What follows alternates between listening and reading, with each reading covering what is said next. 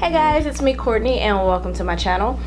Today I'm going to show you guys my everyday makeup routine. This is basically on days that I don't feel like doing like anything intricate with my eye makeup or with any of my face makeup. This is what I guess would be considered my signature look. So if you guys are interested in that, then please continue to watch. I'm gonna do a completely separate skincare video, but I did want to let you guys know, like, for my face base, what I usually do is I'll go in with the old Henrikson Truth Serum. Then I'll go in with a moisturizer. This one is the one from Simple, and it does have SPF in it, which I love. I'll kind of switch up which serums and which moisturizers I use, but for me, these two are the best combo. Alright, so now I'm going to go in with my primer. I put on my moisturizers about 15 minutes ago. I like to let them sit a little bit. Right here is a dry spot, and then sometimes it just depends on the day and the weather. Sometimes right here will be super duper dry as well. So that's sort of where I'll focus my primer, because I don't really need like primer right here, but like I'll just sort of put it in the areas that are the most textured. So while my primer is sitting, because I like to give my primer a little bit of time to settle in as well. So while that's doing this, I'm going to go ahead and do my eyebrows. And I'm going to be using, of course, Kat Von D, the signature brow. On days that I really don't feel like doing too much, I'll probably just do a pencil and a brow gel, and that sort of gives me a pretty natural looking brow. Or I'll do the pomade by itself, because a lot of times the pomade can hold. It just depends on what my brows are doing that day.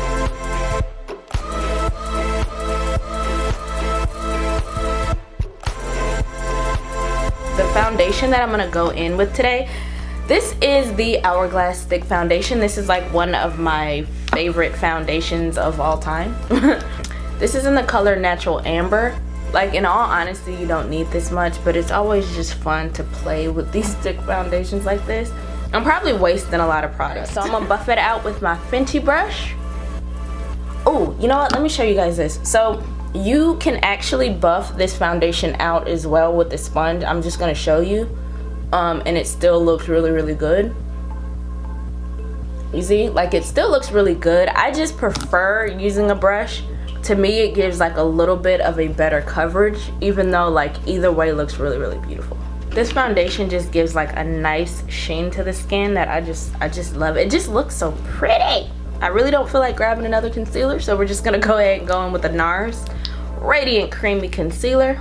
I don't really bring it up into the crevices until I start blending. That way I don't take the risk of like having product sort of stuck in those fine lines that I have under my eyes. I'm gonna highlight the forehead, go down the center of the nose. Like to put a little dot because I like to give myself a button nose. And we're also covering up stashes. Am I covering up my stash? Not really.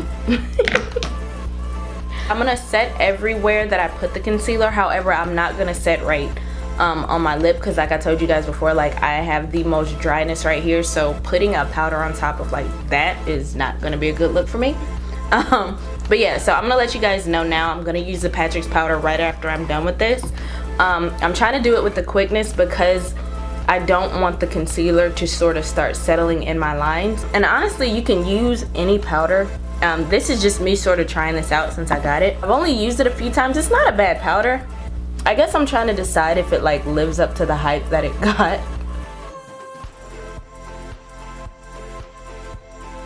And because I don't want to be too matte, I'm not using a lot of it. So I'm not really gonna have to dust anything off just because I'm sort of pressing it in. So you see how like after we put the foundation on and everything, my brows have faded a little bit. So I'm going to take a tinted brow gel. This one is the Brow Boss from Colourpop in the color Dark Brown. I'm gonna use the Fenty Matchstick in Truffle per usual. This is like something I always do. But basically, I contour my forehead to make it seem a little bit smaller. I contour where my actual cheekbones are. Like, you can go a little bit higher, and sometimes I do. When I go like this, you can see where the actual contour of my cheekbone is. I like to put my contour right on top of that. I don't bring it down as far as I used to, because usually when I blend it out, I'll kind of bring it down a little bit. So I don't want there to be a stark line. So I want to make sure I don't use too much. The shapes that I like to use are a little bit more square and concise. So I'll sort of go like along my jawline right here and sort of make it a little bit sharper. I mean, honestly, you can create the shapes that you want a little bit better. But for me, I like to use what's already there, if that makes sense. Same thing with my nose contour. I'll show you guys that real quick. Basically, I'll dip this into it, tap off any of the excess, because I don't like a stark contour. And I'm literally following the line that's already there, that the foundation sort of covered up a little bit. So I'm recreating that same line. Like, you can definitely snatch your nose in a little bit more if you want to. Today I'm not gonna do that. Today we're just going with the natural flow of our face. And then again, I like doing my little button thing. And then we'll blend everything out. Alright, so you see how everything looks just a little bit more shaped? So that's essentially what your contour is doing. Now I'm gonna go in with my bronzer. This is my favorite bronzer of all time, so you guys will probably see this a lot. This is the Becca Sunlit Bronzer in Ipanema Sun. And I like to go over all of the places that I put that contour, just to warm my face up a little bit. I used to only like bronze and I wouldn't contour, which that works as well, but my face was smaller back then. Because I like a little bit more of a sheen to my skin, I feel like this bronzer has like a slight amount of like golden shimmer in it, which just makes like everything look so shiny. But because this foundation, the Hourglass foundation, still is a little bit tacky, I'm gonna go in with my Duo Matte Powder. This one is from Makeup Forever, but you can really use any powder. I like to use one with a slight tint, because what I like to do is sort of buff out any harsh edges.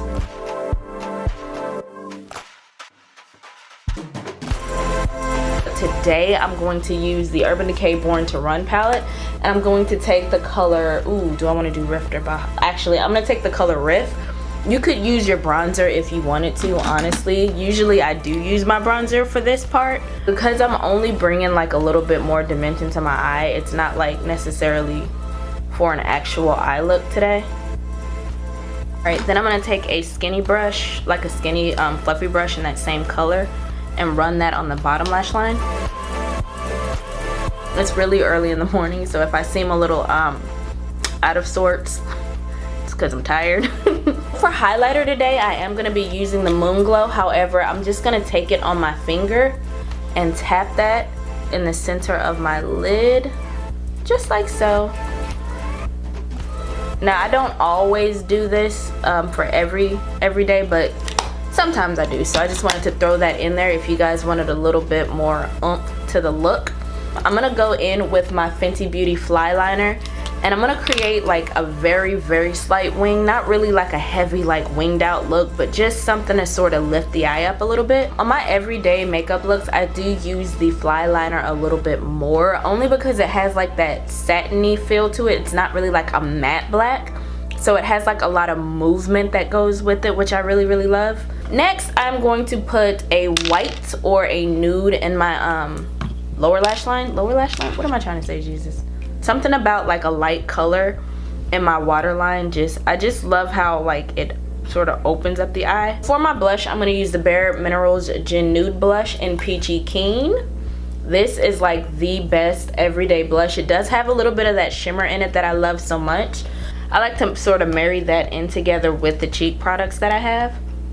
Now I'm going to take that highlighter that we used earlier for the shimmer, and I'm going to go ahead and place that on my cheekbones and everywhere else. Sort of marry that into my blush.